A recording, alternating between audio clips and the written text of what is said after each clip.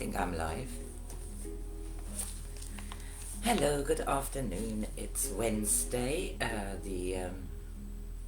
think it's the 18th of May. Hello. I'm reading out of Life in Spirit. I'm now at chapter 13. This is Harry Edwards' account of the Afterlife. It was published in 1976. And he says in the sleeve notes, "This is the story of John and Mary. Any John, any Mary, brother and sister, husband and wife, sweethearts, friends. The story of you and me.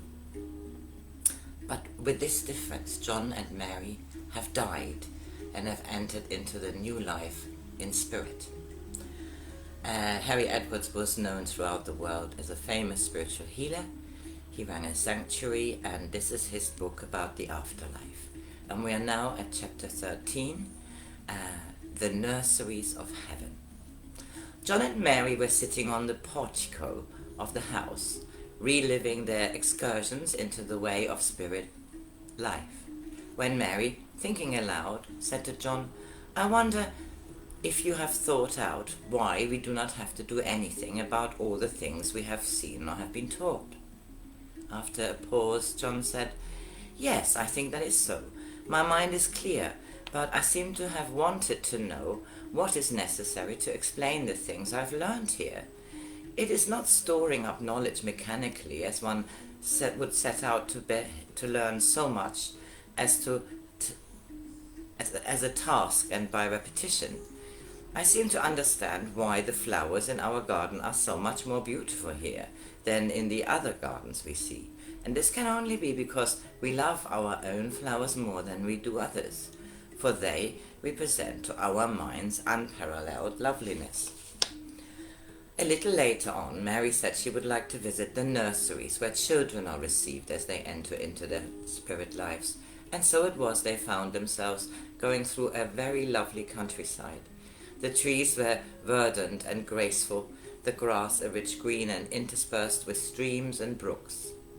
There came into view groups of small dwellings, not very big or tall. There was no massing together of these wee dwellings, for they were spread out over the land as far as the eye could see. Here and there was a graceful yet majestic building, which our two visitors learned were colleges or halls of learning for the young people. Children could be seen playing around the little colonies of children's houses. Entering into one of these little communities, they watched the children engaged on their lessons and handicrafts.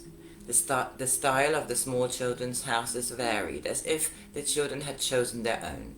Some resembled the fairy story pictures the children remembered from their fairy story books. Some had thatched roofs, twisted gables, and lattice windows. Some of the houses were more in the spirit style of house, with shaded marble-like walls of different colors. The size of the houses depended to be suitable to the age of the child living within them. Discussing nursery life with a lady helper, they learned that in the houses the children were looked after by an older child or a big brother or sister. They stayed in the cottages until the time arrived for them to enter into one of the colleges or into some new direction of life. Answering a question about how quickly the children learned what they had to do and how they grew up, they were told that, because the young minds were unconcerned with all the detail of living as in earthly life, there was no question of conforming to the weather, dress, waterproof clothing and boots, nor for the need to eat or conform to time and discipline. Their minds were free to be so much happier and take in new ideas and learn the way to express themselves in rhythmic movements, dancing and expressing the joy of gaining knowledge within the freedom of life. Naturally, the children's minds were free to accept the lessons of the essential purposes in life, the study of flower life, the nature of life in the animal kingdom, to which they frequently went, and also to visit the houses of the birds and indeed all forms of living creation. A child could have a pet in whom the child's love could be reciprocated. It was seen that the natural animal friends of children mainly followed the species of those who were pets before the children left the earth. Small animals, as a rule, the rabbit, cat, dog being their favorites. Perhaps it was the different nature of boys to like big dogs, ponies, even snakes and rodents as their favorites. Some of the children had their special pets to live with them. There were other favorite animals, the like of which John and Mary had never seen before. These had their genesis in spirit, with minds akin to those of the children with whom they were able to converse. They comprehended the children's thoughts and could converse or understand each other. It seemed that animals could answer the children's questions. In the animal lands, the children had their favorite animal to love, and here 3 leading favorites were lions, horses, and bambies. These would be on the watch for the times when their young friends would arrive, and to greet with unmistakable affection the particular boy or girl between whom a love feeling had been aroused. These love attractions between children and the animals lasted long after the child had grown to maturity. Each colony was looked after by a nursery mother, nursery father, or both, and those Mary and John had met radiated warmth and appeal, confidence and wisdom. They would be able to appreciate how a well-child mind would react to something new, and would be able to bring their mental cooperation down to the level of that of the child they were helping. When the children had arrived at a stage where they were no longer children, some were encountered to stay in the nurseries, with perchance a more sophisticated house to live in, but at the same time to act as helpers and teachers for the younger ones. The transition from a child towards adulthood was gradually made. The first real change was when the boy or girl went to college.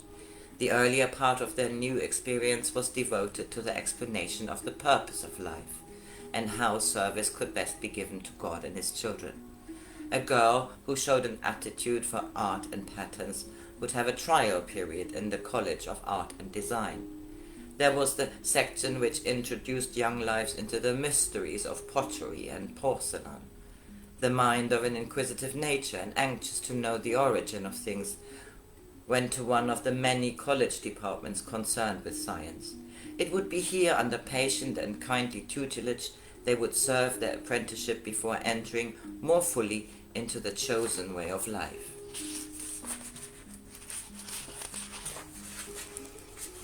John and Mary were told of another way the children were served, particularly those who retained memories of their parents, relatives, friends, and homes in the earthly life. The teacher would be able to keep these memories kindled, telling the children of which happened at home, and of the love of the love that flowed out to them from their families, and show them pictures of those they loved and still love. It was explained that memories of both young and mature people tend to fade, until recollections of the previous life became dimmer and dimmer, and no longer interested the mind, which is memory. Indeed, one teacher told them of a number of philosophers and scientists who held the view that a previous life never existed at all, and all talk about it was fanciful romancing. Just the same as in earth life, there are those who think that life ends with the grave or cremation. Some think people are kept on some kind of some people think that them are kept in some kind of preservative only to come alive on a day of judgment, when they will be divided into the saved and the condemned, the latter to enter into the agonies of helpless torment, while the former will be marched off to praise singing paradise. So long as the love link exists from those still in earth life for their dear ones who have preceded them, then it is the purpose of spirit to maintain that love in preparation for the time of reunion, as it was with Mary waiting for the arrival of John. At one time Mary said, "All the children we have seen are able to walk, run, and play. Can you tell us about babies?" The teacher replied, "Let me show you where the babies are received and cared for, but there's one more general thing you should understand. In earth life, growth has to conform to the time standards regulating growth. It would not be right to grow up too quickly, or the physical laws would be frustrated, and the person would grow up weak. In this life there is no such physical break on growth. It proceeds naturally and comparatively with the child's mental growth. Thus, when a baby without consciousness arrives, its progress is much slower than the time when it can see and say, I want. After this, as it accepts the permitted and acknowledges that which is not permitted, and as soon as it knows the difference between right and wrong, then its mental growth develops more quickly, and with this the body, which is of course simply the vehicle of the spirit self. They arrived at a most beautiful, shining, alabaster-like building, richly ornamented, rising up to a shining dome from which thousands upon thousands of rays of silver light beamed out in all directions. These rays penetrated throughout the spirit realm, linking up with the life force on earth, and it's by these the life force of the babe, be it ever so young, is brought to spirit life. How young can that be? Asked Mary. As soon as the life force of the father joins in with that of the mother, in other words at conception, there is born a new life ready to take its place in fulfilling its destiny.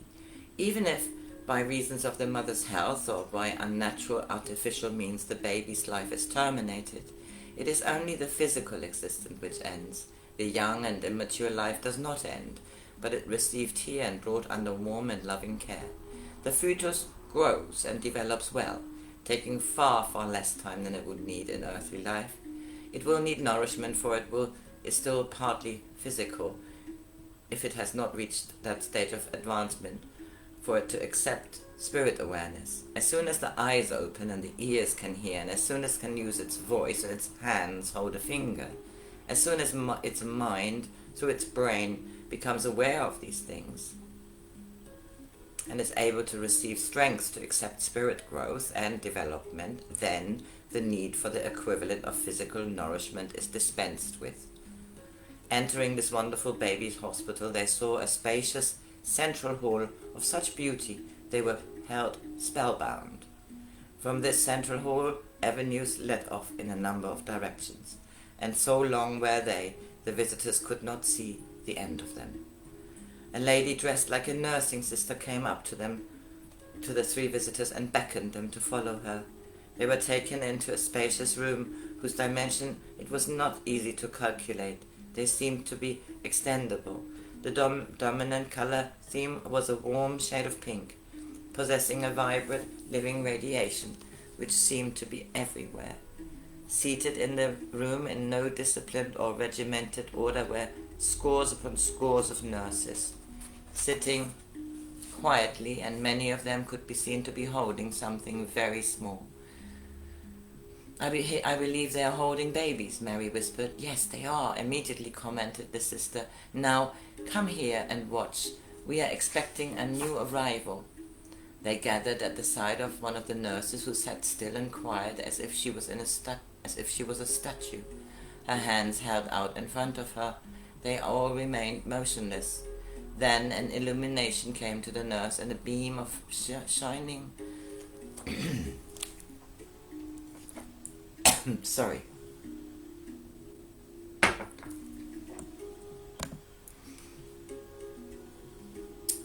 A beam of shining silver white came straight to her hands. It appeared to come from the ceiling and grew larger and stronger. As they looked at the hands, so they saw forming within them a very small, darker substance. The hands closed over it, and the motionless custodian of a new life took her hands into herself.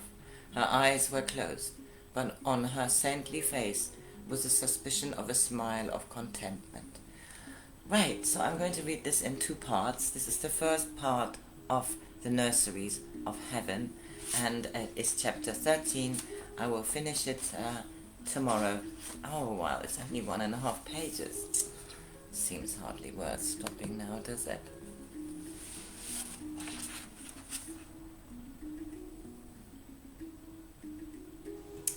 Keep saying too low FPS. I don't know what it means. I'm sorry, I'm not going to risk it because I've read so far now. So I'm going to finish here and finish it off tomorrow. Night night. Have a good